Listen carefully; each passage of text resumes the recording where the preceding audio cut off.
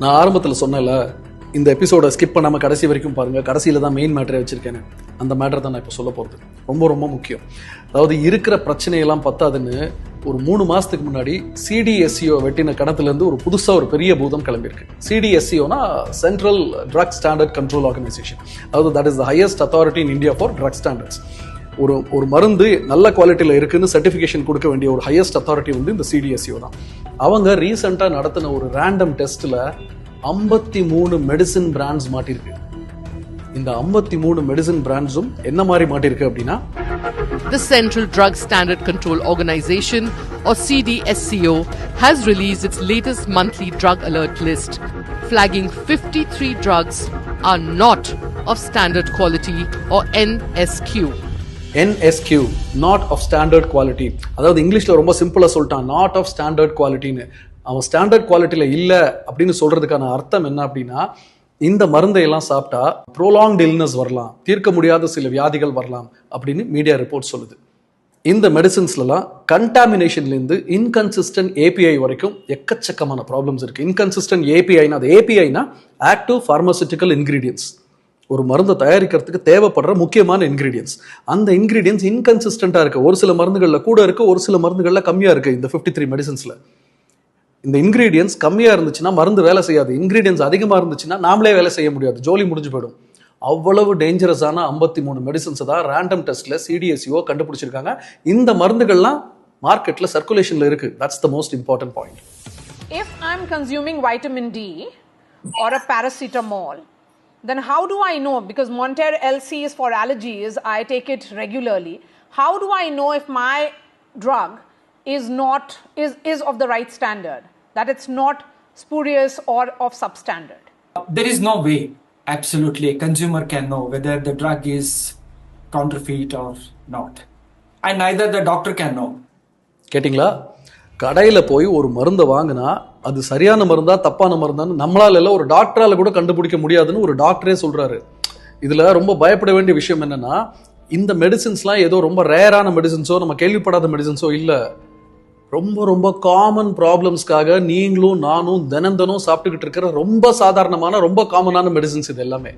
என்னென்ன மருந்தெல்லாம் மாட்டிருக்குன்னு பாருங்க.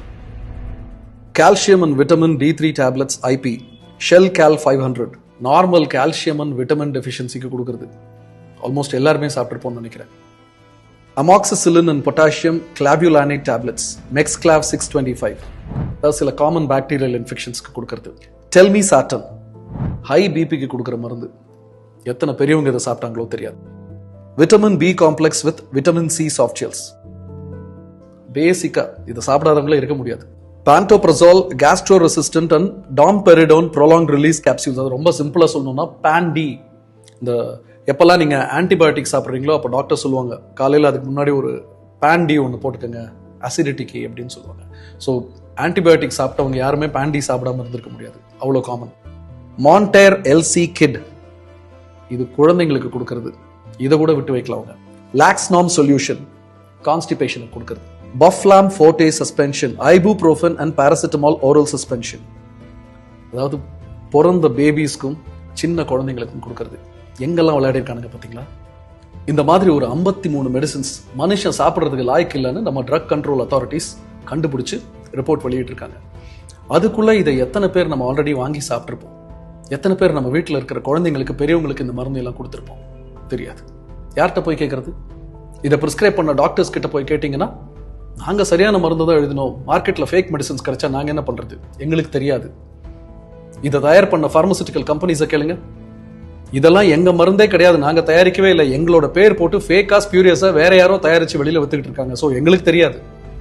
வாங்கின ஃபார்மசியில் போய் கேட்டால் எங்கள் கடையில் தப்பான மருந்தே கிடையாது, ஸோ எங்களுக்கு தெரியாது. தெரியாது தெரியாது தெரியாது, யாருக்குமே எதுவுமே தெரியாது. ஆனால் எங்கேயோ யாரோ தெரிஞ்சே இந்த மருந்துகளை தயார் பண்ணிக்கிட்டு இருக்காங்க.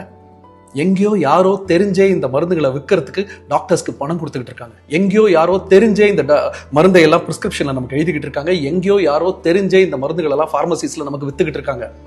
ஆனால் நாம மட்டும்தான் எதுவுமே தெரியாமல் தினம் இந்த மருந்துகளை வாங்கி சாப்பிட்டுட்டு வாழ்வா சாவான்னு போராடிக்கிட்டு இருக்கோம். சம்மந்தப்பட்டவங்களை ஒன்னே ஒன்று மட்டும் நான் கேட்டுக்கிறேன்.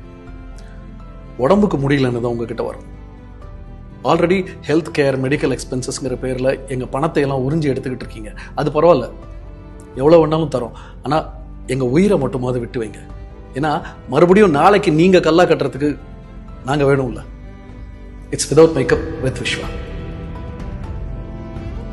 இப்படியாக என்எம்சிக்கும் ஐஎம்ஏக்கும் நடந்த இந்த பிரச்சனை ஒரு சரியான முடிவுக்கு வராமல் என்எம்சி ஜெனரிக் மெடிசன்ஸ் தான் எழுதணும்னு சொல்லி ஐஎம்ஏக்கு கொடுத்த ப்ரப்போசலை தற்காலிகமாக ஹோல்டில் போட்டுட்டாங்க. ஸோ இது இந்தியன் மெடிக்கல் அசோசியேஷனுக்கு கிடைச்ச ஒரு தற்காலிக வெற்றின்னு கூட சொல்லலாம்.